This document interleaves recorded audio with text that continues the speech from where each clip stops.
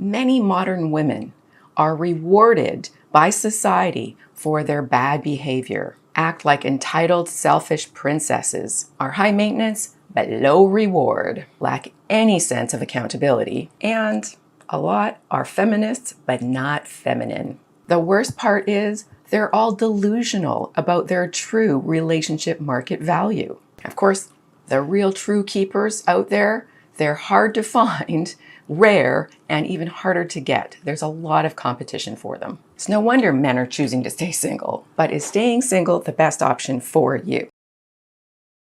Let's really dig into this. When I say modern women, I'm talking about a certain breed. The ones who've been spoon-fed the idea that life is a buffet, and they're entitled to the prime cuts just for showing up. These aren't women looking for partnerships. They're looking for sponsors, hype men, and emotional dumping grounds rolled into one convenient package labeled man. They've been sold this warped version of empowerment that's less about independence and more about weaponized entitlement.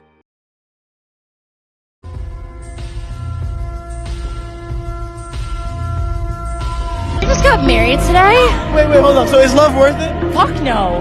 Wait. I'm single in Miami. Who cares? These women strut around like men owe them the world simply because they exist. They expect men to bankroll their lifestyles, shower them with attention, and endure their endless list of demands, all while offering little to nothing in return. And the audacity is off the charts. If a guy doesn't meet their absurd expectations, he's labeled as broke, weak, or not a real man. But flip the roles, ask these same women to meet a standard, and suddenly, it's oppression. It's wild how selective their equality gets when there's something to gain. The kicker? They're not even subtle about it anymore. Social media has turned entitlement into a badge of honor. You've got women bragging about their rosters of men, each assigned a role. One for gifts, one for dinners, one for emotional venting, and another for, well, you get the picture. They call it standards. But let's be real. It's exploitation dressed up as empowerment. And they revel in it, patting themselves on the back for not settling, while the men they string along are left drained, financially, emotionally, and sometimes both. Here's the harsh truth. This mindset isn't empowerment. It's parasitism. It's a take mentality disguised as progress, and it's bleeding modern relationships dry. These women don't want partners. They want providers. They don't want to build something together. They want to move into something pre-built, preferably with a pool and a fat savings account. And they're shocked when men start opting out altogether. So let's call it what it is: entitlement, not empowerment. And until this dynamic shifts, don't be surprised if more and more men decide they'd rather invest in themselves than play the role of a walking ATM or an ego booster for women who think the world, and men, owe them everything. Let's dig in, because this is a circus of entitlement masquerading as empowerment.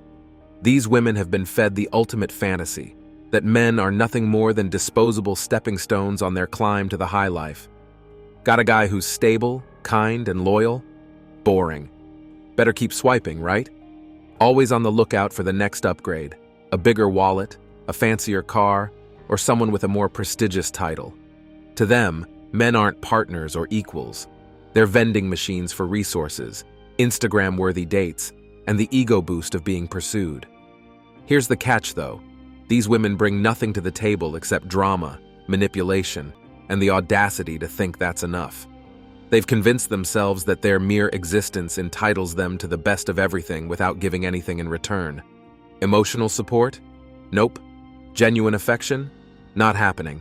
They'll breadcrumb and gaslight with Olympic precision, all while playing the victim when they don't get their way. But let's get to the juicy part, the meltdown that happens when men finally wise up. Once a man decides to take himself out of the game, to focus on his goals, mental health, or just not being a glorified ATM, these women lose it. Why? Because they thrive on control and validation. It's not just about the money or the status, it's about the power trip of knowing they can wrap men around their little fingers. When a man opts out, it's not just rejection. It's a full-on insult to the carefully crafted delusion that they're untouchable queens ruling a harem of desperate admirers. And let's be real, the moment these women realize they can't exploit men as disposable accessories to their lifestyle, they spiral. They'll lash out, calling men weak or intimidated by a strong woman, because admitting the truth, that they've been playing a zero-sum game and lost, is too much for their fragile egos to handle. They need a man to feel validated, important, and relevant. Without someone to control or leech off, they're just ordinary. And that's their worst nightmare. So here's the plot twist. Men walking away isn't just a personal choice, it's a revolution.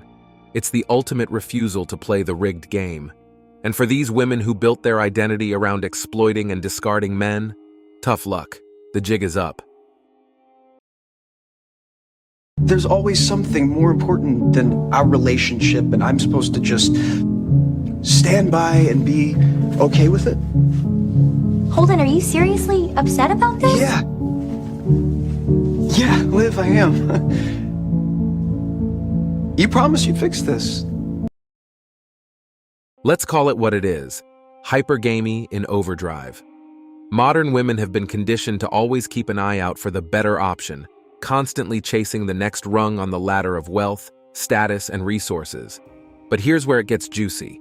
When single men, particularly those who have options, willingly step off the dating hamster wheel, it sends shockwaves through the hypergamous system. And trust me, these women hate it. Why? Because single men, especially those who are single by choice, completely flip the script.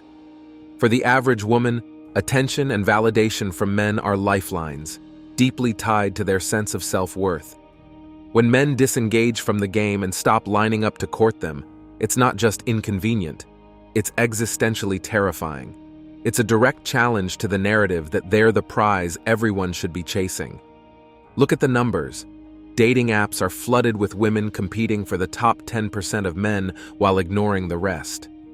Most single men might be overlooked because they don't tick enough boxes on the hypergamy checklist, yet these men know where they stand. They're clear-eyed about their options and their value in a world where modern dating feels like an arms race of superficial metrics. But when those same men choose to opt out of the rat race altogether, that's when women start losing their minds. Here's the kicker. A man choosing to stay single isn't just making a personal choice. It's a declaration of independence that women can't handle. It's a stark reminder that their looks, their charm, or their Instagram clout aren't enough to sway every man. And that rejection? Oh, it stings. Because deep down, modern women have built their self-image on the assumption that male attention is guaranteed. Take that away, and what's left? Historically, women have relied on tools like beauty, fashion, and status symbols to enhance their desirability. The beauty industry, luxury brands, plastic surgery, it's all been about outshining the competition to secure attention and validation. But what happens when men stop looking? When the audience walks out of the theater? That's when the panic sets in.